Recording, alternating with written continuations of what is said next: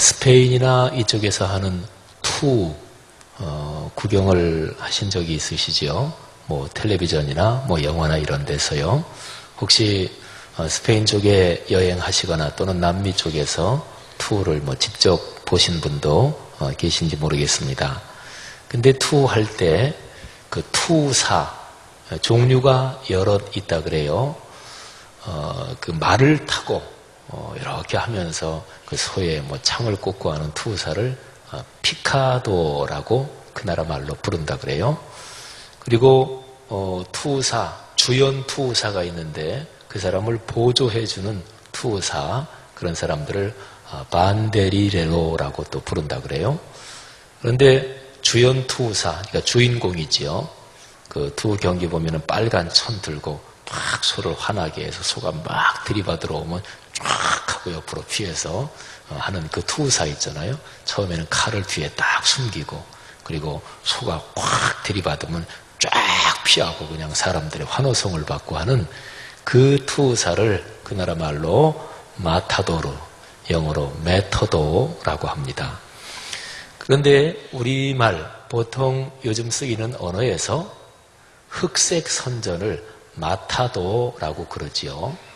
뭐 흔히 정치할 때, 선거할 때, 뭐 상대방의 흠집을 낸다든지 정확하게 확인된 정보가 아닌데 대중심리, 군중심리, 편가르기 이런 심정을 자극해서 뭐 얘기하고 나중에 아니면 말고 뭐 이런 식의 흑색 선전을 가리켜서 마타도라고 합니다. 그런데 우리나라 선거에서 이런 마타도가 아주 심한데요. 그게 효과가 없으면 그렇게 계속 심해지지 않고 또 계속 쓰지 않습니다. 그러니까 효과가 있다는 얘기입니다. 특별히 나쁜 일을 하는 사람, 그런 사람한테 이 마타도 흑색 선전만큼 효과적인 게 없어요. 그러니까 그 주연 투사 그런 쪽에서는 참 불쾌하겠지만 말하자면 비유적으로 상징적으로 이 빨간 천을 흔들고 소를 속이고 뒤에 칼을 숨기고 하는 말하자면 이 거짓으로 상대방을 끌어내리고 상대방을 꺾어버리고 뭐 이제 이런 거를 말하는 것인데요. 어떤 사람이 선거에 나가서 내가 적임자입니다. 이제 얼마 안 있으면 서울시장 선거가 있잖아요. 내가 서울시정을 잘 책임질 수 있습니다. 이렇게 자기를 선전하는 것보다 상대방을 흠집내서 떨어뜨리는 게 더 쉽습니다. 작업이 더 간단해요. 그거는 잘만 하면 뭐 건수만 좋으면 한 방이라도 날려버릴 수가 있거든요. 그래서 정치 현장에서 흑색 선전이 끊어지지 않는 것이고 이거는 비단 우리나라뿐만 아니라 뭐 민주주의가 발달했다고 하는 서구 같은 데서도 심심치 않게 나타나는 현상입니다. 어떤 사람이 인격적으로 얼마나 성숙해 있는가 또는 우리는 그리스도인이니까 그리스도인이 얼마나 신앙적으로 성숙해 있는가 그거를 보는 몇 가지 기준이 있는데요. 이 마타도하고 거꾸로 반대편으로 얼마나 성숙해 있는지 그걸 보면 됩니다. 그래서 몇 가지를 한번 이렇게 얘기를 해보면 확인되지 않은 정보에 대해서는 판단 중지 상태로 있는 그런 훈련을 해야 합니다. 어떤 사건이나 일에 있어서 거기에 연관된 사람들 누구하고는 내가 굉장히 친하고 누구하고는 평소부터 사이가 안 좋고 이렇게 친소 관계가 강한 경우에는 더욱더 자신의 마음을 객관적으로 유지하도록 스스로 조심해야 되고요. 자기 양심과 신앙에 비추어 부끄러움이 없도록 그래서 어느 편 들고 누구의 총대 메고 모든 사람은 하나님 앞에서 독립적인 인격으로 그리고 존귀한 존재로 창조됐는데 그런데 어디에 수중에 들어간다 이것처럼 인간의 존엄성을 해치는 게 없기 때문에 자기 양심과 신앙에 비추어 하나님 앞에 부끄러움이 없도록 또 우리는 무엇보다도 늘 하나님 앞에서 산다 이런 심정을 가지고 사는 것이지요. 이런 사람이 많을수록 그 사회는 성숙해집니다. 제가 가끔 말씀드리지만 우리나라 정치하는 분들을 그렇게 욕할 거 없습니다. 어느 나라나 다 똑같이요. 정치인들의 수준은 그 나라 국민들의 일반적인 성숙도, 그거를 눈에 보이게 반영한 것이 정치인들의 모습입니다. 그러니까 정치인들, 우리나라 정치의 그런 현상은 우리 국민들의 수준이 그렇기 때문에 정치인들은 그렇게 행동을 하는 거지요. 사랑하신 여러분, 한국 교회와 그리스도인들이 이 사회에 민주주의 법치 정치를 이끌고 가는데도 대화와 화해와 협치를 통해서 이 민주정치가 잘 걸어갈 수 있다는 그리스도인이 그런 확신을 가지고 생활을 해야 합니다.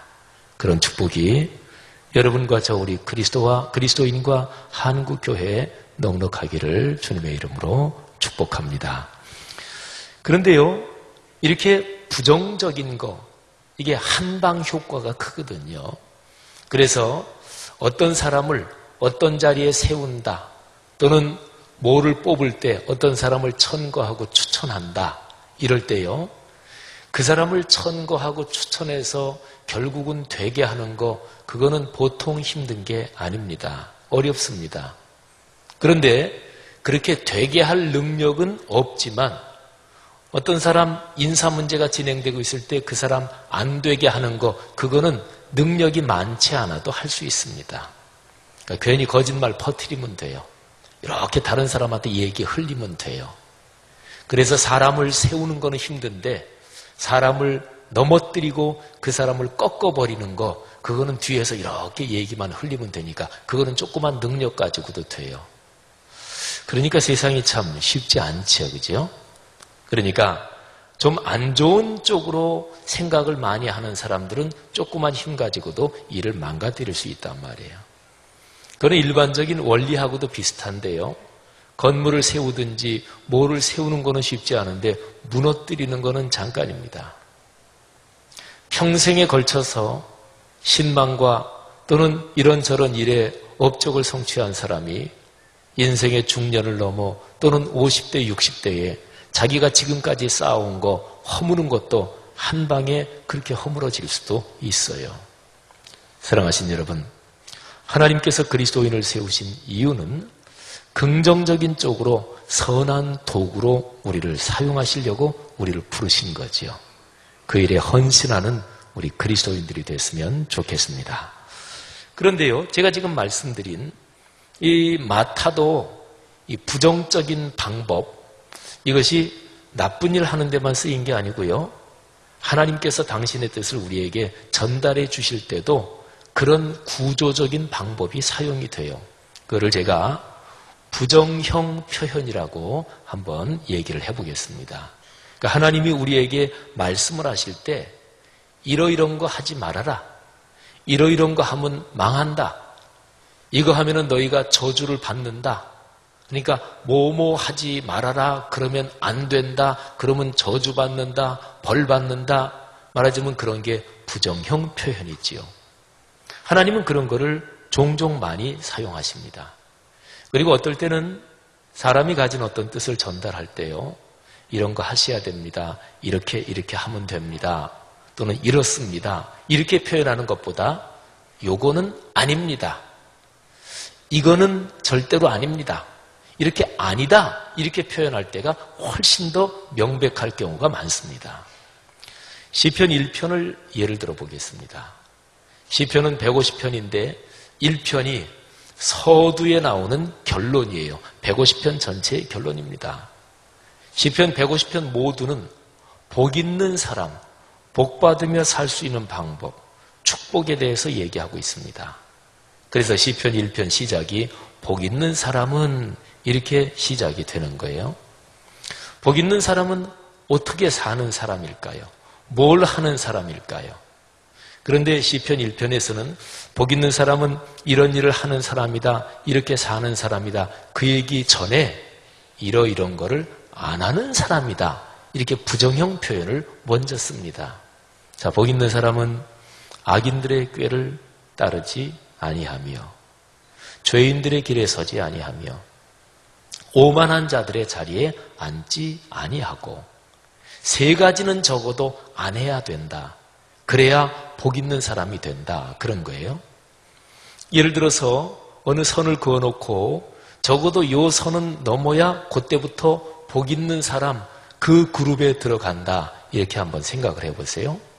근데 그 그룹에 들어가서 거기에서 더 복 있는 사람, 더 축복받은 사람, 참으로 찬란한 복을 받은 사람, 그리고 지극히 큰 지복을 받고 누리는 사람, 이게 단계가 있겠죠. 그죠? 근데 거기에서 더 큰 복, 더 아름다운 복, 더 참으로 찬란한 복, 이거를 계속 누리려면 훈련을 해야 되고, 그리고 거기에는 애써야 되고, 자기를 헌신해야 되는데, 그런데 복 있는 사람의 그룹에 적어도 들어는 가야 될 거 아니겠어요? 그런데 적어도 요 3가지는 3 중에 어느라도 하면 복 있는 사람의 그룹에 들어가지도 못한다. 그러니까 그 3가지는 절대로 하지 말아야 된다. 이제 그런 식의 표현이지요. 악인들의 꾀를 따르면 안 됩니다. 그리스도인의 생각은 단순해야 합니다. 머리를 이렇게 저렇게 굴리고 3쿠션 돌리면 안 됩니다. 그리고 그리스도인은 죄인들의 길, 적어도 의식적으로 그거 하나님 앞에 죄 짓는 거다, 하나님이 슬퍼하시는 거다, 하나님이 미워하시는 거다 알면서 하면 안 됩니다. 그리고 특별히 오만, 교만한 자리에 앉으면 안 됩니다. 그러면 복 있는 자리에 들어가지도 못해요. 그러니까 부정형 표현을 먼저 하고요. 그 다음에 이제 뭘 하는 사람이다, 이런 긍정형 표현이 그 다음에 나오잖아요. 그게 뭐지요? 오직 여호와의 율법, 하나님의 말씀을 즐거워하고 하나님의 말씀을 좋아하는 거예요. 행복해하는 거예요. 그래서 그 말씀을 주야로 묵상하는 자로다. 말씀 묵상하는 사람이 복이 있는 사람이래요. 그런 축복이 있기를 바랍니다. 여러분, 시편 1편은 그 부정형의 표현, 그거를 먼저 얘기하잖아요. 그러니까 하나님께서 우리 그리스도인, 당신이 만드신 피조물, 이 세계 모든 사람, 인류에게 너희가 복받으며 살았으면 좋겠다. 근데 적어도 복을 놓치지 않으려면 하지 말아야 될 거, 하지 말아야 될 거, 요거는 꼭 기억해라. 그러니까 부정형 표현은 하나님 아버지가 당신이 만든 피조물, 당신이 내신 자녀들이 진짜로 너희들이 복을 받았으면 좋겠다. 그래서 거기에 대해서 간절한 심정을 가진 하나님의 간절한 축복의 열망, 그거를 표현해 주는 게 그게 바로 부정형 표현이에요. 10계명을 생각해 보십시오. 10계명은 10개 계명 중에서 2개 빼고는 나머지 8개는 다 부정형 표현으로 되어 있어요. 이거 하지 말라, 이거 하면 안 된다. 첫 번째 계명, 다른 신 두지 말라. 두 번째, 우상 만들지 말라. 세 번째, 하나님의 이름 망령되이 부르지 말라. 4번, 5번, 안식일 지키라, 부모 공경하라. 이건 하라고 긍정형으로 표현되어 있죠. 근데 2개 건너뛰어서 6계명부터 10계명 다 그래요. 살인하지 말라, 간음하지 말라, 도둑질하지 말라, 거짓말하지 말라, 남의 소유 탐내지 말라. 그러니까 10계명은요, 그리스도인이 살아야 될 최대치가 아니에요. 적어도 요 선은 넘어야 된다, 최소치라고도 얘기할 수 있습니다. 그런데 4계명에서 안식일을 거룩하게 지키라, 뭐 해라, 긍정형으로 표현되어 있지요. 근데 요 4계명도 안식일을 거룩하게 지키라, 그리고 뒤로 내려가 보면 그날에 아무 일도 하지 말라, 이렇게 또 부정형인 표현이 나옵니다. 그러니까 10계명에서 1계명부터 4계명이 하나님과 연관된 계명인데, 첫 번째 돌판에 써 있는 계명인데, 이거는 4개가 몽땅 다 부정형 표현으로 되어 있다, 이렇게 볼 수가 있습니다. 누가 하나님을 더 사랑하는 사람일까요? 누가 하나님의 사랑을 더 받을까요? 누가 더 하나님의 심정을 잘 알까요? 여러분, 거기에는 끝이 없어요. 기도 생활 늘 하시는 분 아시죠? 기도 생활에 끝이 있어요. 이 정도 갔으면 나는 기도 생활이 깊어지는데 거의 제일 끝까지 다 갔다. 아니에요. 없어요. 갈수록 황홀해지고 갈수록 감격스럽고 거기는 끝이 없어요. 그런데 그렇게 하나님을 섬기는, 하나님과 가까워지는 거기에 적어도 들어는 가야 될 거 아니겠어요? 근데 거기에 적어도 4가지 하면 못 들어가요. 우상 섬기면 못 들어가고요.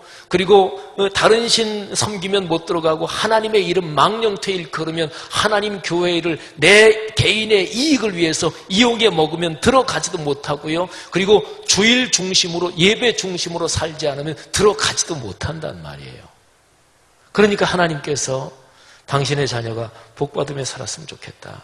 너희가 참 나랑 가까워지면 내가 모든 복을 다 너희를 통해서 다 흘러가게 하겠다.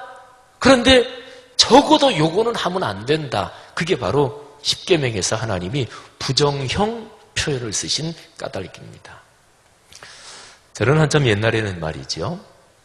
요즘도 그런 심정이 여전하지만 만일에 하나님께서 옛날에 살았던 신앙의 선배들 중에서 천국에 계시는 분 중에서 누구 한 사람 다시 세상에 내려보내준다면 누구를 보내주면 좋겠느냐? 만일에 하나님께서 그렇게 물으시면 저는 세례 요한입니다.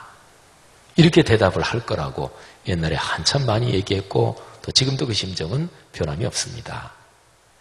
그런데 세례 요한 그분에게 대해 제가 감동을 받은 게 요한복음에 나오는 건데요.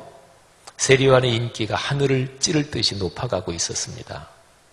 이스라엘 사회에서는 세례 요한이 구약에서 예언된 메시아 그리스도 그 구세주가 맞다 이렇게 생각하는 사람이 점점 늘어가고 있었습니다. 오늘날로 말하면 나오기만 하면 서울시장 되고 나오기만 하면 대통령 될 사람이에요. 그때의 예루살렘의 종교 권력자들이 그 당시의 지도자들이 세례 요한을 조사시키러 사람을 보냅니다. 그래서 묻게 해요. 네 정체가 뭐냐? 근데 요한복음에 보면 그 사람들이 와서 내가 누구냐 물을 때 세례 요한의 제일 첫 번째 얘기가 아주 명백하게 아주 분명하게 그리고 간단하게 딱 잘라서 얘기합니다. 나는 그리스도가 아니다. 그 사람들이 왜 물으러 왔는지 뭐 때문에 지금 파견돼서 조사 나왔는지 세례 요한 다 알거든요. 그런데 거기에서 내가 그리스도다 이렇게는 얘기하지 말고 내가 굳이 대답할 필요 없이 당신들이 한번 스스로 판단해 보시오. 이렇게 말을 중립적으로만 해도 저자가 그리스도가 맞는가 보다 이렇게 생각하면서 자기는 그리스도가 아니지만 그리스도인 것처럼 그 모든 인기, 명예 그거를 만끽하고 아주 은근히 누릴 수 있을 거 아니겠어요? 그러니까 진리는 중립이 없어요. 진리는 아니요 둘 중에 하나예요. 나는 거기에 대해서 뭐라고 얘기 안 했다. 여러분 구경하고 안 좋은 일이 있는데 구경했는데 그것도 죄예요. 일반 사회법으로도요. 긴급한 경우인데 그거 보고 모른 척하면 그것도 위법이 되는 게 몇 가지가 있어요. 세례 요한은 물으러 올 때 처음으로 명백하게 제일 첫 마디가 나는 그리스도가 아니다. 그러니까 그 상황에서 자기의 뜻을 가장 명백하게 얘기하는 게 부정형 표현으로 하는 거예요. 지금 주제가 그거니까 나는 세상이 두 쪽 나도 그리스도가 아니요. 어떤 경우로 해석해도 애매하게 새롭게 해석할 수 없을 정도로 분명하게 하지요. 사랑하신 여러분, 하나님께서 이스라엘 백성이 축복을 받기를 간절히 원하고 계십니다. 지금 이스라엘 백성은 요단강을 이제 건너기 전에 거기에 다 진을 치고 있습니다. 요단강을 건너면 젖과 꿀이 흐르는 땅, 축복의 가나안 땅으로 들어갑니다. 근데 거기 들어가려면 요단강을 건너야만 돼요. 그 요단강은 오늘날 우리가 인생길을 걸어가며 신앙생활을 할 때 내가 이렇게 좀 내 삶이 나아졌으면 좋겠다. 근데 그렇게 나아지기 위해서는 여기를 건너가야 되는데 그런 모든 상황을 요단강이라고 얘기를 할 수가 있을 것입니다. 평소에 거의 움직이지 않고 사시는 분들, 운동량이 거의 없게 그렇게 그냥 10년, 20년 계속 사시는 분들이 몸을 움직이는 거 그거 어렵습니다. 예를 들어서 한 7층 정도에 산다 아파트. 그런데 계단 내려오는 거는 이게 관절에 충격이 많이 가니까 올라가는 거는 좀 그렇지 않다고 그러잖아요. 내가 운동량이 워낙 적으니까 앞으로는 우리 집에 올라갈 때는 7층, 그거는 언제나 내가 걸어서 올라간다. 그렇게 되면 분명히 건강에 좋을 거예요. 분명히 이득이 있을 거예요. 그건 확실해요. 그런데 그렇게 3달, 6달, 1년을 꾸준히 하는 거, 그게 쉽지 않지요. 그걸 꾸준히 하는 거, 그게 바로 요단강을 건너는 거예요. 그러면 건강에 도움이 될 거 아니겠어요? 내가 경제적으로 좀 나아지고 싶다. 그건 간단합니다. 돈은 더 많이 벌고 쓰는 거는 줄이고 양면 작전을 하면 돼요. 근데 내 생활을 돌아보고 내가 허례로 괜히 낭비하는 거, 그거를 내가 좀 줄이고 그런 검소한 생활을 습관화들이고 그리고 열심히 더 일하고, 그게 바로 요단강을 건너는 것입니다. 신앙이 성숙하시기를 원하십니까? 내 신앙이 아름다워졌으면 좋겠습니까? 하나님께 말씀드리고 하나님께 응답을 받는 기도의 그 비밀한 것, 그 기쁨을 알기를 원하십니까? 그러면 훈련해야지요. 기도 모임에 나오셔야지요. 기도의 시간을 내야지요. 그냥 신앙생활 오래 경력만 됐다고 절대로 기도의 깊이에 들어가지 못합니다. 그건 허상입니다. 연조가 아닙니다. 실제로 신앙의 훈련입니다. 그런데 내가 시간을 내고 교회 나오고 기도의 시간에 나오고, 그게 바로 요단을 건너가는 거예요. 근데 그거를 건너지 못해서 신앙이 성숙해지지 않는 거지요. 자, 보십시오. 이스라엘 백성은 요단을 이제 건너가기 직전이에요. 근데 이스라엘 백성이 요단을 걷는 것을 하나님이 간절히 원하셔요.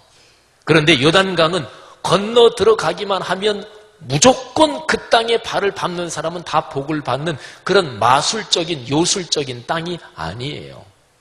이기적으로 욕심부리면서 제멋대로 사는 사람도 요단강을 건너서 가나안 땅에 발을 딛기만 하면 다 복받느냐? 아닙니다.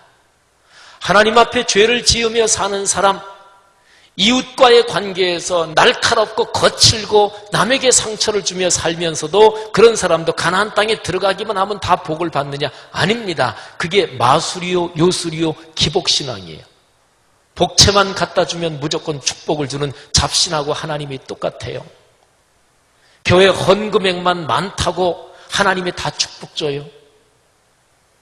교회 연조 오래됐다고 하나님이 축복 줘요. 목사요, 장로요, 직분을 가졌다고 그 직분 때문에 하나님이 축복 줘요. 아닙니다. 그게 기복신앙이에요. 그게 미신신앙이에요. 하나님은 인격적인 분이십니다. 그래서 축복의 땅에 들어가서 삶이 변해야 되고 하나님과의 관계 속에서 살아야 되고 그런 거예요. 그러니까 하나님이 그걸 너무나 잘 아시니까, 그분이 복을 주시는 분이시니까, 그분이 이 가나안 땅에 들어가기 전에 요단강 앞에 있는 이스라엘 백성한테 애가 타서 간절하게 말씀하시는 거예요. 너희가 요단강을 건너면 이렇게 살아야 된다. 그래서 요단강을 건너기 전에 그 얘기를 간절하게 하시는 거예요. 신명기 27장, 28장 계속해서 그 얘기를 하시는 거예요. 자, 27장 11절 이하에 보면 거기에 아주 중요한 말씀이 나오는데요. 너희가 요단강 건너가면 6개 지파는 그리심산에 서라. 6개 지파는 에발산에 서라. 양쪽에 있는 산이에요. 다 양쪽에 둘로 나눠서 쓰면 한 100만 명씩 산에 서겠죠. 그리심산에서는 축복을 선포해라. 에발산에서는 저주를 선포해라. 하나님께서 모세를 통해서 축복을 선포하는 그 문구도 가르쳐 주셨을 거예요. 그리고 저주를 선포하는 문구도 가르쳐 줬습니다. 여기 27장에 저주를 선포하는 문구는 여기에 기록이 되어 있어요.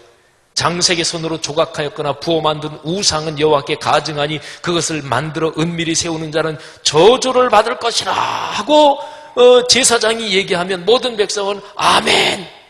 16절 그의 부모를 경홀히 여기는 자는 저주가 있을지어다 하면 모든 백성은 아멘. 그의 이웃의 경계표를 옮기는 자는 저주를 받을 것이라 그러면 모든 백성이 아멘. 맨 마지막 이 율법의 말씀을 실행하지 아니하는 자는 저주를 받을 것이라 모든 백성이 아멘. 이게 얼마나 대단한 퍼포먼스입니까? 오늘날 했다면 기네스북에 오르는 거예요. 그죠? 100만 명씩 양쪽 산에 서서. 여러분, 여기에서 중요한 게 있습니다. 여기에 저주의 문구가 나오는데 이게 12개예요. 저주의 12계명. 다른 말로 말하면 10계명이 있는데 10계명을 저주 형식으로 표현한 부정형 10계명이다. 이렇게도 표현할 수 있어요. 그런데 중요한 거는 저주의 문구는 여기에 기록됐는데 축복의 문구는 왜 기록 안 됐을까요? 하나님이 가르쳐는 주셨을 거예요. 그런데 하나님께서 적어도 요구하면 안 된다.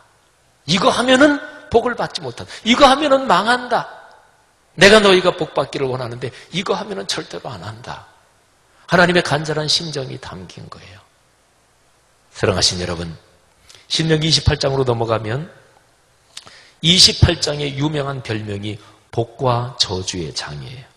고린도전서 13장 사랑장, 히브리서 11장 믿음장, 뭐 이러는 것처럼 여기에 신명기 28장은 복과 저주의 장이에요. 28장 몽땅 다가 복, 저주 둘로 딱 나눠져요. 1절부터 14절이 축복, 그리고 15절부터 68절이 저주. 절수로 보면은 저주 쪽이 54절이니까 저주 쪽이 4배가 많아요. 자, 그러면 하나님께서 이스라엘 백성들, 너희들이 복 받기를 원하는 내 마음보다 너희들이 저주받아서 안 되기를 원하는 내 마음이 4배나 크다, 이런 것일까요? 아니에요. 아이가 어디 갈 때 부모가 아이한테 얘기합니다. 조그만 초등학생 아이한테, 야, 너 어떤 어른이 먹을 거 사준다 그러면, 맛있는 거 사준다 그래도 절대로 따라가면 안 돼. 너 여기 휴대전화 여기에서 급한 일이 있으면 여기 비상 버튼 눌러야 돼. 조그만 아이가 어디를 가는데 거기가 어렵고 위험하고 그럴 때 엄마가 이렇게 해야 돼, 이렇게 해야 돼. 그래야 거기를 잘 갈 수 있어. 내가 일을 잘할 수 있어. 그거는 일을 잘하는 쪽으로 일단 들어서고 난 다음에 이만큼 잘할 수 있고 더 잘할 수도 있고 더 잘할 수도 있고. 근데 이것보다 부모가 더 급한 거는 이 잘할 수 있는 단계에 들어서지도 못하게 이게 사고가 난다, 망한다 이러면 큰일이잖아요. 그러니까 그거를 간절하게 얘기하는 거예요. 지금 하나님께서 그런 심정이신 거예요. 사랑하신 여러분, 우리는 어떻게 살아야 되는 것입니까? 요단은 건너야 돼요. 그래야 축복의 땅에 들어가니까. 사랑하신 여러분, 돈이 많이 있는 것은 참 좋은 일입니다. 우리가 의미 있고 가치 있는 일을 할 수 있는 능력이 되니까요. 그런데 자녀에게든 누구에게든 돈의 소중함, 돈의 가치 또는 돈이 뭐냐, 그리고 돈을 잘 관리하는 요거를 가르쳐주지 못한 채로, 가르침 받지 못한 채로 돈 많으면 반드시 그 사람은 돈 때문에 망합니다. 무술을 아주 잘한다, 무도를 아주 잘한다. 태권도 같은 거 어릴 때 이렇게 배워가지고 인격은 성숙되지 못하는데 좀 막 배우면 이거 사용하고 싶잖아요. 누구 치고 싶잖아요. 인류 문명의 위기는 어디에 있습니까? 이미 100년 전 뭐 그런 때부터 현대 문명의 위기를 하이데거라는 철학자도 그렇게 얘기했는데, 말하자면 과학기술은 발전해요. 그래서 원자폭탄도 발명했어요. 무지무지한 무기가 발전해요. 그런데 그 무기를 사용하는 인간의 인격, 도덕성은 발전하지 못하고 성숙되지 못한 거예요. 그러니까 아이가 칼 가지고 노는 거예요. 철없는 10대가 폭탄 가지고 노는 거예요. 사랑하신 여러분, 요단을 건너기 전에 하나님이 준비를 시키십니다. 제일 중요한 거는 하나님의 말씀을 중심에 놓고 그 말씀에 대한 확신, 믿음이 있어야 되고, 그 말씀이 내 삶에 이루어졌으면 좋겠다는 열정, 열망, 갈망이 있어야 되고, 그리고 그 말씀을 실천할 수 있는 용기, 담대함, 배짱이 있어야 돼요. 성경에서 하나님께서 부정형의 방식으로 표현한 그 하나님의 심정을 기억해야 합니다. 말하자면 부정형 방식으로 표현된 그 부정의 축복론, 거기에 담긴 하나님의 간절한 아버지의 심정을 기억해야 돼요. 부정형의 표현, 저주의 표현은 수사하기 아닙니다. 실제입니다. 하나님 말씀에 대한 권위를 인정하느냐 인정하지 않느냐, 그를 점검하는 방법은 성경에 나오는 부정형 표현이 얼마나 내게 진지하게 다가오느냐, 그거를 보면 알아요. 사랑하신 여러분, 모든 세계 어떤 문화권이든지, 예를 들자면 실패는 성공의 어머니, 이런 얘기는 아주 일상적이지요. 요즘 한국 독서 시장에 자기 개발서 또는 일반인들도 읽기 쉬우는 경영학 그런 이론을 설명해 놓은 책이 유행이잖아요. 근데 거기에서 가장 기본적인 몇 가지 공통 원리가 있는데, 그 중에 하나는 실패를 두려워하는 사람은 절대로 성공하지 못한다는 거예요. 실패는 성공의 어머니이기 때문에 그래요. 이거를 적용하면 부정형의 표현, 그거를 잘 알아야 그 반대로 거꾸로 하나님이 원하시는 심정, 축복의 그 길로 들어갈 수 있는 거예요. 교만 절대로 가까이 하면 안 됩니다. 교만하면 망하지요. 사울 보면 알잖아요. 돈에 매이면 안 돼요. 돈의 욕심에 사로잡히면 안 돼요. 그는 발람 선지자 보면 알지요.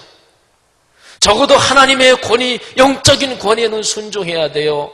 초대 제사장이온 아론, 그리고 참으로 탁월한 여성 리더였던 미리암, 아론과 미리암이 모세의 권위에 대항하다가 하나님께 심판을 받은 것 보면 알아요. 교회는 소중합니다. 교회는 약점도 있지만은 교회는 참으로 그리스도의 몸입니다. 교회가 얼마나 소중한지는 구약의 회막과 성막 또는 신약 성경 사도행전의 아나니와 삽비라 같은 그 사건을 보면 알잖아요. 사랑하신 여러분, 요단을 건너려면 하나님의 심판과 저주가 두려운 줄 알아야 합니다. 부정형 말씀이 깊이 다가와야 돼요. 부정의 축복론을 이해해야 돼요. 그걸 제대로 이해하면 하나님 아버지께서 그렇게 표현하신 거는 하나님께서 내가 복을 받고 살기를 간절히 아버지의 심정으로, 어머니의 심정으로 원하고 계신다는 거구나. 그걸 알게 돼요. 하나님의 축복을 받고 나는 반드시 그 길로 가겠다. 그 복을 받아 누리겠다.